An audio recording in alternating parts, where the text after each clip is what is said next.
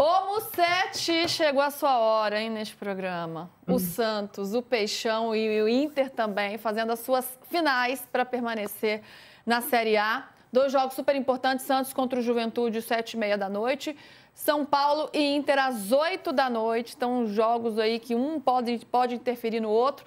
Vamos dar uma olhadinha na tabela, que a gente vai olhar essa disputa lá embaixo do Campeonato Brasileiro. Ó. Juventude e Santos, amanhã, 7h30 da noite, no Alfredo Jaconi, transmissão Amazon Prime. E já podemos até colocar o do Inter aí também, que a galera já fica ligada. Ou colocamos depois, não tem problema não. Aí, ó, São Paulo e Inter, quarta-feira, 8 da noite, na Vila Belmiro, transmissão Premier. Vamos olhar a tabela do Campeonato Brasileiro, hein, gente? Olha como tá tudo embolado. O Inter está agora na zona do rebaixamento, na 17ª colocação, com 41 pontos. E tem a mesma pontuação do Santos, só que tem um saldo de gols pior. Por isso que está no Z4.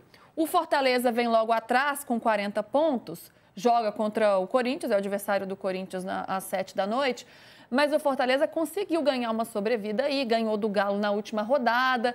Então, ó, lá embaixo está todo mundo pontuando, todo mundo querendo se segurar em algum lugar para permanecer. Pega um Corinthians desfalcado, joga em casa, o Fortaleza, pode ganhar.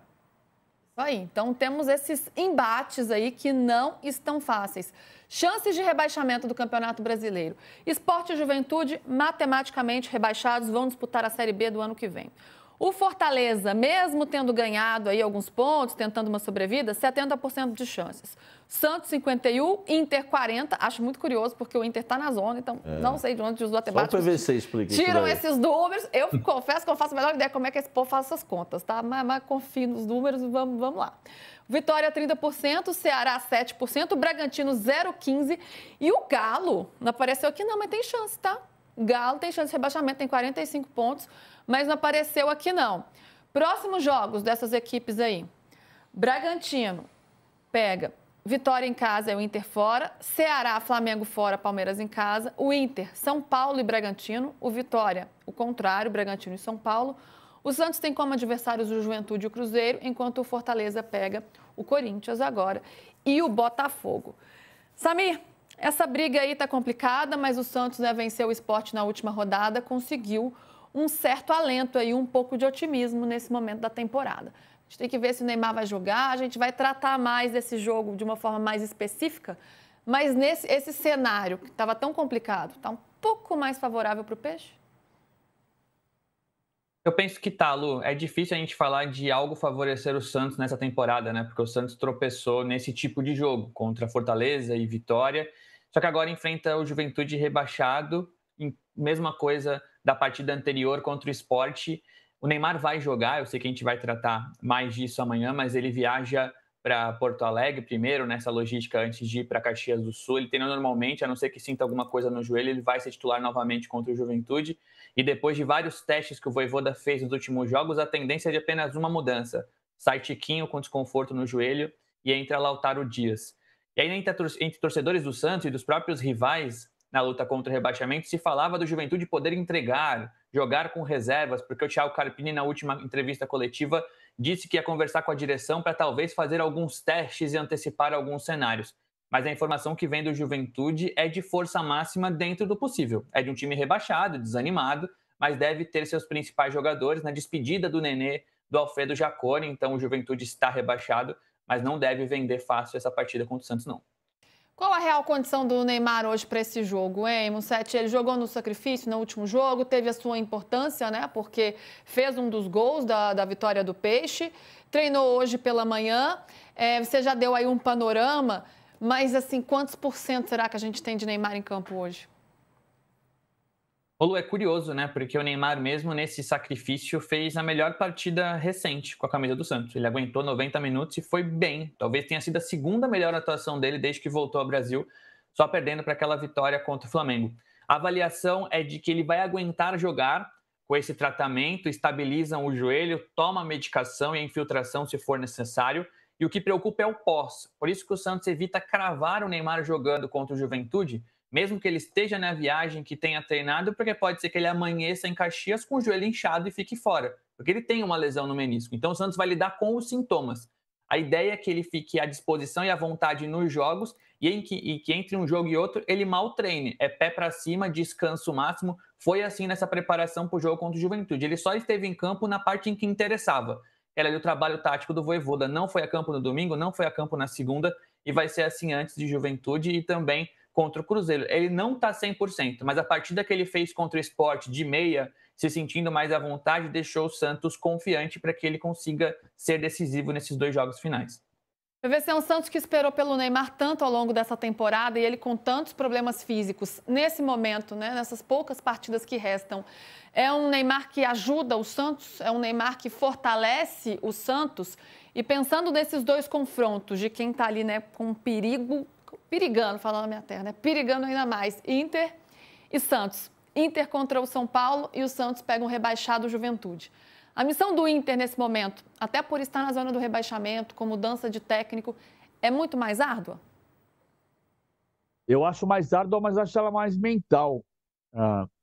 Hoje eu estava falando com gente no Inter.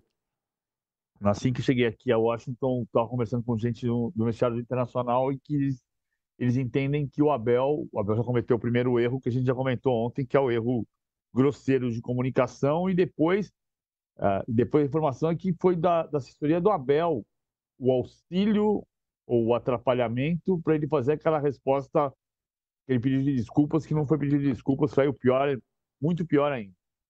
Em vez de falar desculpe, ponto, acabou.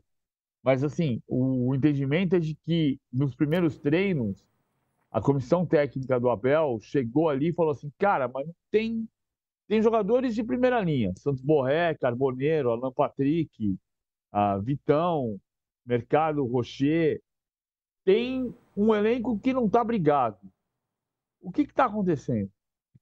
E o time desandou a partir das lesões. Acho que aí o meu diagnóstico. Por que desandou para chegar nesse ponto? Não tem cabimento o Internacional chegar faltando 2 rodadas para acabar brigando contra o rebaixamento, correndo o risco seríssimo de ser rebaixado. Mas acho que a partir das lesões, em junho, julho, agosto, o Roger começou a perder o time por causa das lesões e aquilo foi criando uma roda gigante e a escolha do Ramon Dias foi péssima. Veja, eu separo o trabalho do Ramon Dias no Corinthians do trabalho do Ramon Dias no Internacional. Não é que o Ramon Dias seja um estrategista do Corinthians, mas ele classificou o Corinthians para a Libertadores e foi campeão paulista. Então não foi uma tragédia o Ramon Dias no Corinthians. No Internacional foi. No Internacional foi. E hoje o que se entende é que tem que trabalhar a cabeça dos jogadores para que eles percebam que o time tem condição de ganhar os 2 jogos e sair do rebaixamento. O Neymar ajuda. O Santos.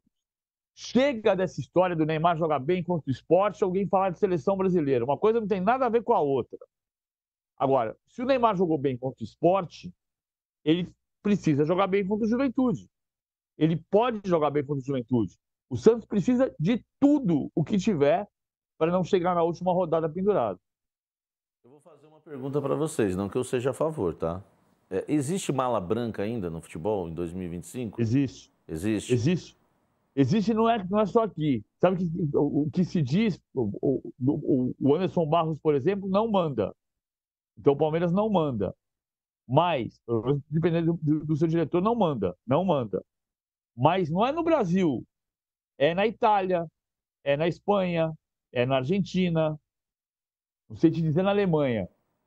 Por que eu perguntei? Eu tenho um grande amigo, amigo mesmo, que jogou no Santos por muitos anos, e ele conta uma história de que numa última rodada de Campeonato Brasileiro, eles receberam uma mala branca e estava valendo um carro para cada um. E ele falou para mim, sabe, eu corri muito, e tomaram um gol no final. Ele lamenta isso até hoje. Então, assim, por mais que o futebol renda muito dinheiro, e o Juventude não é, por exemplo, né, um clube que se paga como se paga o Palmeiras, enfim, até o Corinthians, o Flamengo, o fato do Juventude já estar rebaixado, e o Lucas já traz a informação que eles não vão com time reserva, pode, né, nos dar, né, a ideia de que pode rolar uma mala branca. E por esse testemunho de um grande amigo meu que jogou no Santos, os caras correm, hein? Se tiver uma malinha branca, correm muito e se dedicam como se fosse uma final de campeonato, porque, queira ou não, é um 13º, é um carrinho, é alguma coisa que vai entrar.